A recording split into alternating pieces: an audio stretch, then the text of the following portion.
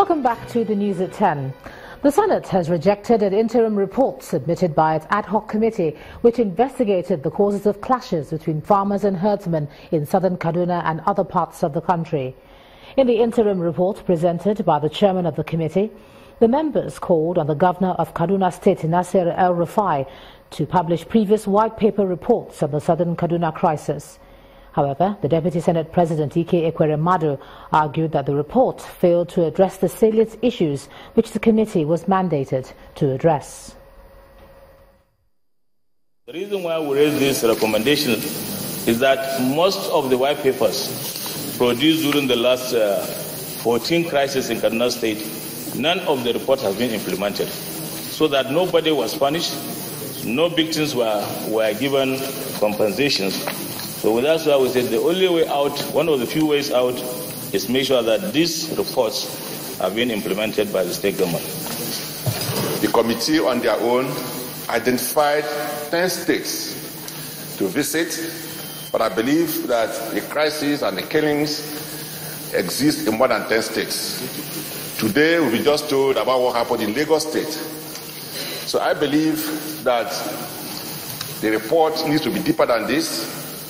The recommendations need to reflect more of the seriousness of this matter.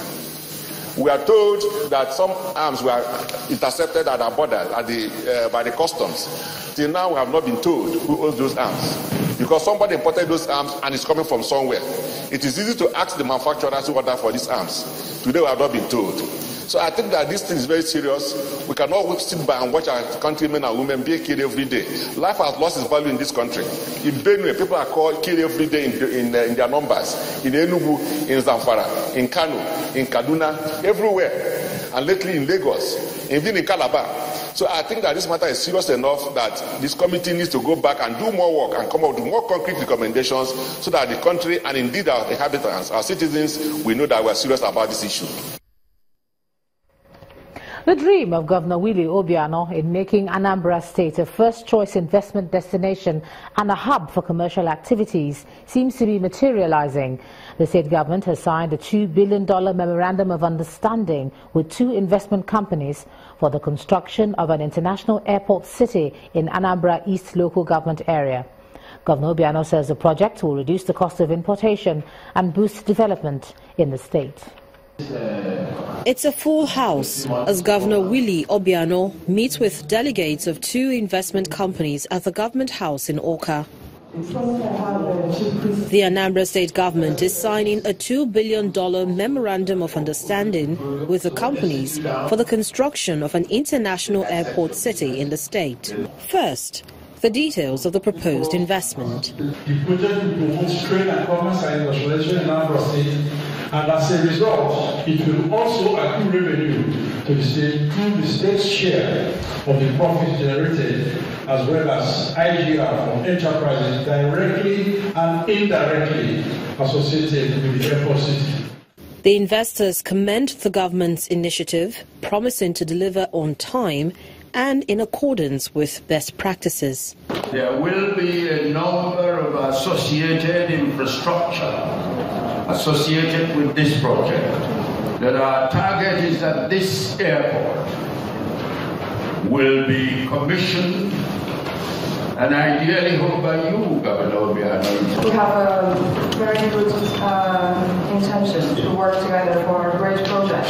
So she will always say one thing, which is an old Chinese saying that literally means that dare to dream is the first step to great success. For the highly elated governor, the project will not only minimize cost and processes of importation, but it will also create a boundless business connection between Anambra and China. This project will flow according to plan.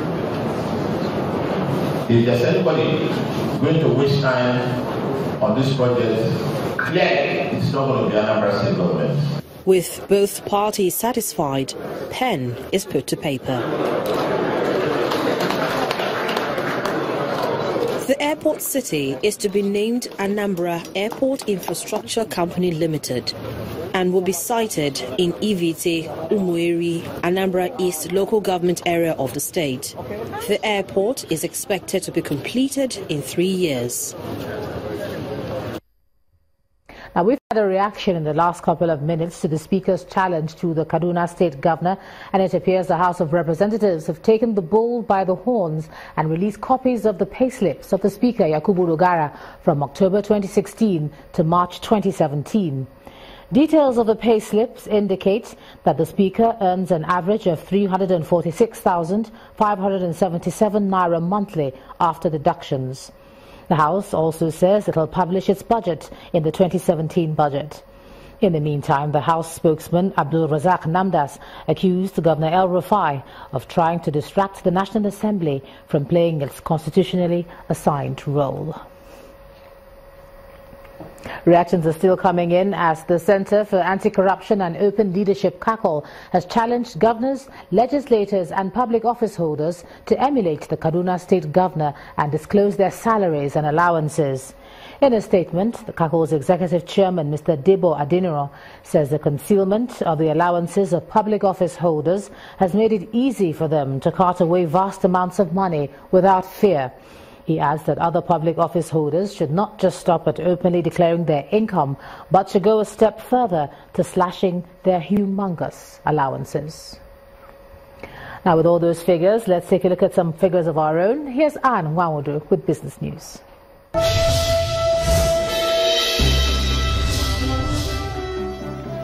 Thanks a lot, Ijoma. Welcome to Business News. The federal government says it has constituted a task force to help monitor the full implementation of the economic recovery plan. The Minister of Budget and National Planning, Senator Udoma Udoma, told journalists in Abuja that members of the task force will constitute representatives from the 36 states as well as the private sector.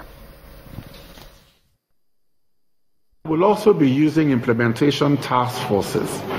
These task forces are to focus on the key execution priorities. As you know, the execution priorities are agriculture and food security, energy, which includes power and petroleum products sufficiency, transportation infrastructure, and industrialization, focusing on small and medium enterprises. The task forces will monitor execution of projects and programs in the respective sectors and report back. Some of these task forces may also have representation from the private sector. Some may have representation even from the states as well. Already we have task forces working on rice, on the power sector, and on tomato. Then fourthly, active engagement with the private sector. We'll be having regular and active engagement with the private sector on a sectorial basis. This will be led by the relevant ministers. In particular, the Minister of Investments, Trade and Industry will be meeting with manufacturers to try to replicate the success in the cement industry. Minister of Budget and National Planning, Senator Udoma Udoma.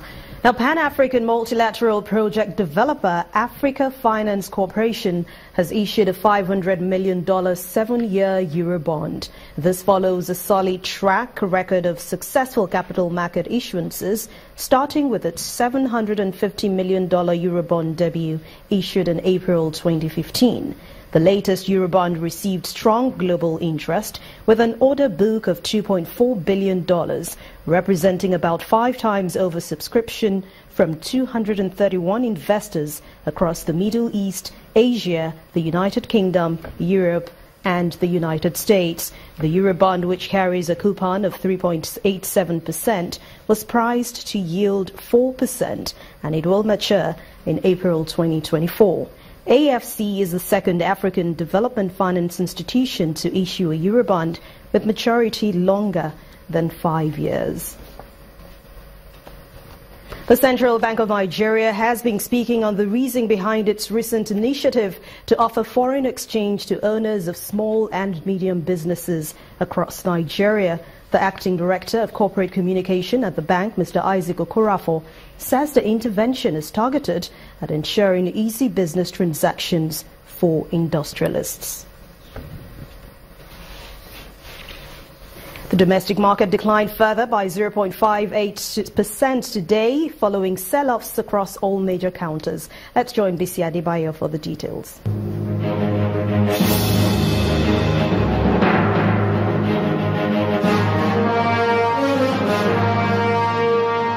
It's a second day of sell-off on the Nigerian Stock Exchange this week, with much of the load shedding attributed to the price losses from 26 losers. The losers were mostly from the oil and gas, consumer goods and the industrial goods sectors of the markets, led by Mobil, Owando and National Salt Company of Nigeria. Fidelity Bank led 11 gainers with an 8.7% increase to its share price, while international breweries in Nigeria Police Microfinance Bank followed with more than 4%. Tuesday's transactions lowered slightly against Monday's figure as 402.67 million shares changed hands for over 1.92 billion naira in 3,459 deals. The most actively traded equity for the day was Fidelity Bank. And that's it on the stock market reports. I'm Bisi Adebayo.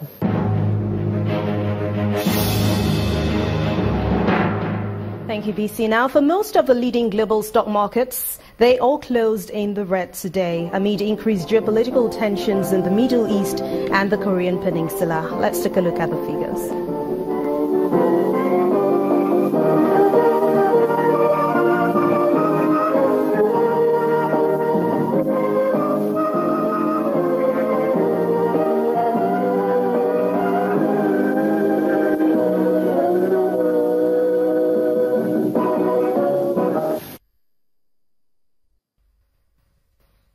Thanks a lot for watching Business News Tonight. I'm Anne Nwawado. The rest of the news continues now with Ijoma.